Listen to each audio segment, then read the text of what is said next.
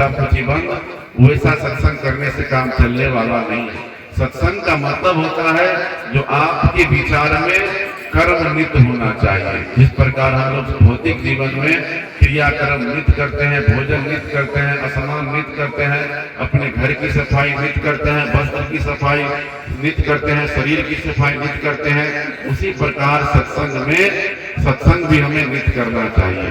परमार्थ का जो विचार है नित्य होना चाहिए। और यह जो है संभव तभी तक है जब तक आपके अंदर बोलने वाला सत्ता है, बोलने वाला पुरुष है। इससे अगर जीव आत्मा निकल जाए तो इससे कुछ नहीं होगा, न भक्ति होगा, न भजन होगा, न सेवा होगा, न साधना होगा, न दान होगा, न पुण्य होगा, न भंडारा होगा, कुछ नहीं होने वाला है। यह शरीर से जीवात्मा निकल गया तो सिर्फ आपका जो है ठठरी पड़ा हुआ रह जाएगा। तो ये विचार करना है, जो यह भाव आपके मन में हो और अपने जीवन में इससे द्वेष नहीं जीना है, झगड़ा लड़ाई नहीं करना है। झगड़ा से हम लोगों को बचना है, क्योंकि झगड़ा नित्य बलाई है, झगड़ा बुरी बलाए। झगड़ा कहीं बाहर में दिखता नहीं है, झगड़ा आपके मन में। तो मन को हम लोगों को ठीक करना है और मन को सुधार करने की जरूरत है। झगड़ा अपने आप समाप्त हो जाएगा। तो ये आपको अपने मन में निर्णय करना है। यह जीवन आपको दोबारा मिलने वाला नहीं है। मानुष जन्म दुर्लभ है, मिले न दूधी बार, और पक्का फल जो गिर पड़ा बहुरे न लागे डाल।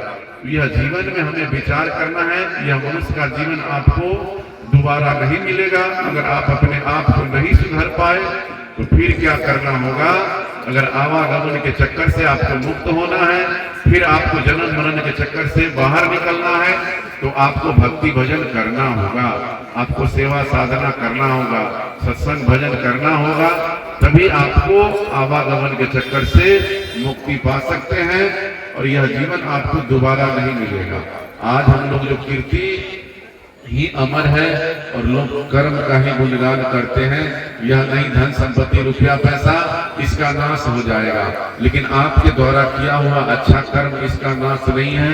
जब तक आपका जीवन रहे न रहे, आपका कर्म अगर अच्छा है तो लोग आपको याद करेंगे, लोग आपको सम्मान करेंगे। किसी नीतिकारों ने कहा है, कर्म तेरा अच्छा है तो किस्मत तेरी दासी है। कर्म तेरा अच्छा है तो किस्मत तेरी दासी है। मन तेरा साफ है तो घर में मथुरा काशी है। तो हम अपने कर्म को सुधार करने की जरूरत है। काशी मथुरा वृंदावन जाने की जरूरत नहीं है। जिस दिन से हमारा घर अगर सुंदर हो गया, विचार सुंदर हो गया, तो घर ही हमारा तीर्थ हो गया। तो कर्म को सुधार करने की जरूरत है।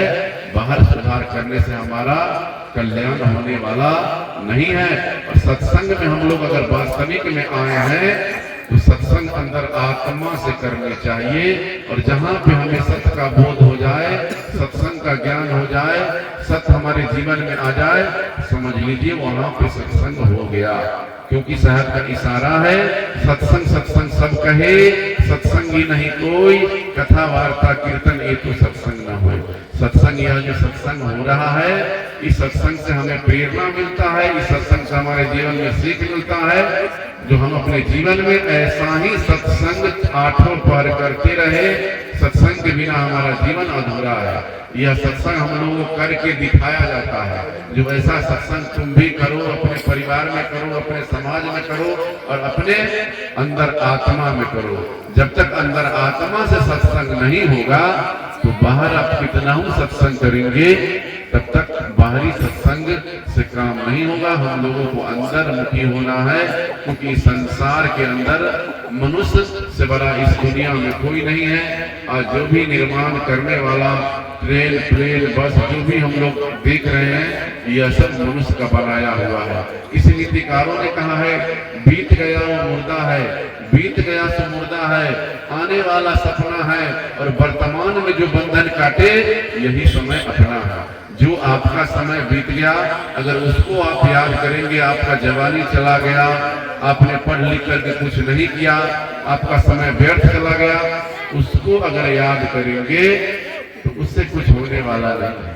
अगर आप किसी चीज को सोच रहे हैं, सपना देख रहे हैं, तो सपना से भी आपका काम होने वाला नहीं है। सपना में अगर आप सोच रहे हम बहुत बड़ा राजा बन गए, बहुत बड़ा धनवान बन गए, और नींद खुला तो फिर देखे वही का वही पड़े हुए हैं, तो सपना, झूठी सपना भी देखना हम लोगों के लिए निरर्थक है।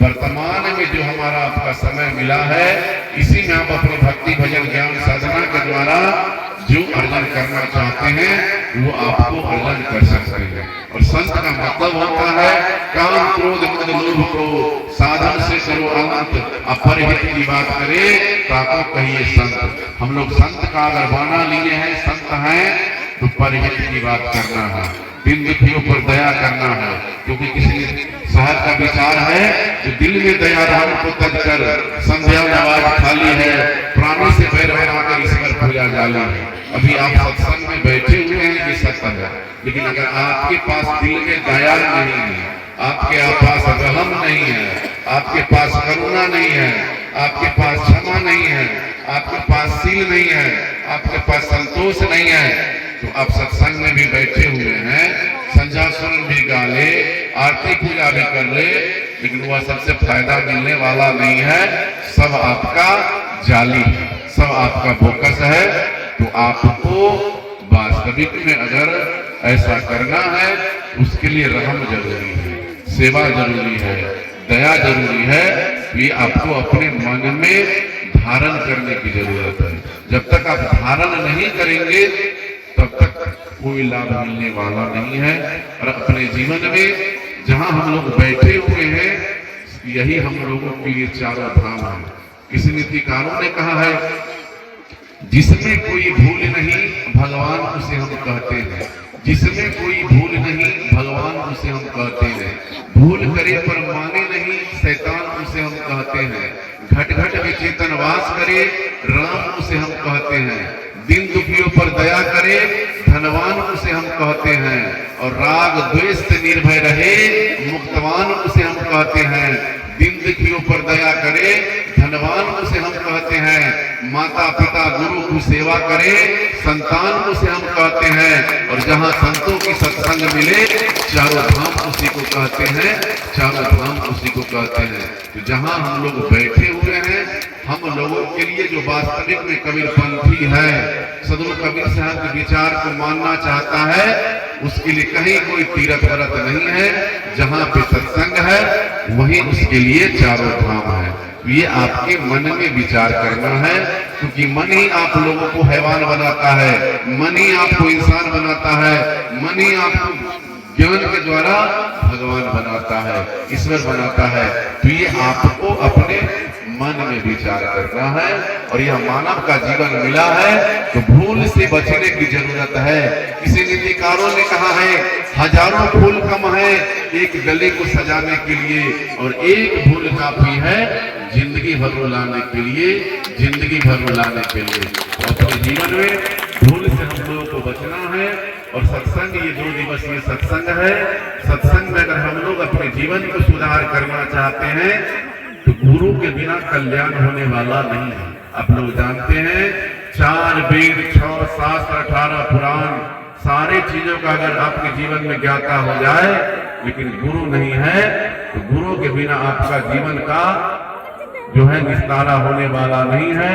क्योंकि गुरु ही हमारे जीवन में ज्ञान का मार्ग बतलाने वाले हैं, हमारे जीवन में प्रकाशित करने वाले हैं। तो गुरु के बिना अगर आप कोई काम करते हैं वह भी हम लोगों के लिए निसफल है। अगर बिना गुरु का करते हैं तो, और हम अपने जीवन में यह संसार के अंदर गुरु की मर्यादा को मानना चाहिए, गुरु की दया को मानना चाहिए, गुरु के बताए हुए मार्ग पर चलना चाहिए, तभी हमारा जीवन सफल हो पाएगा। और हम लोगों के लिए सिर्फ गुरु पूजा है। आप जो नाना प्रकार की ये पूजा पाठ आडंबर में फंसे हुए हैं, इससे आपका कल्याण होने वाला नहीं है। हम लोगों को एक पतिव्रता नारी बन के रहना चाहिए, एक भक्ति करनी चाहिए, तब हम अपने जीवन में अपने आप को हम शांति पा सकते हैं। दूसरा कहीं कुछ नहीं है। इतना ही शब्दों के साथ हम अपने वाणी को विराम देते हैं। बोलिए सदगुरु कबीर साहेब की, संत भगवान की, सत्संग कराने वाले की, मेघना कुटी धाम की।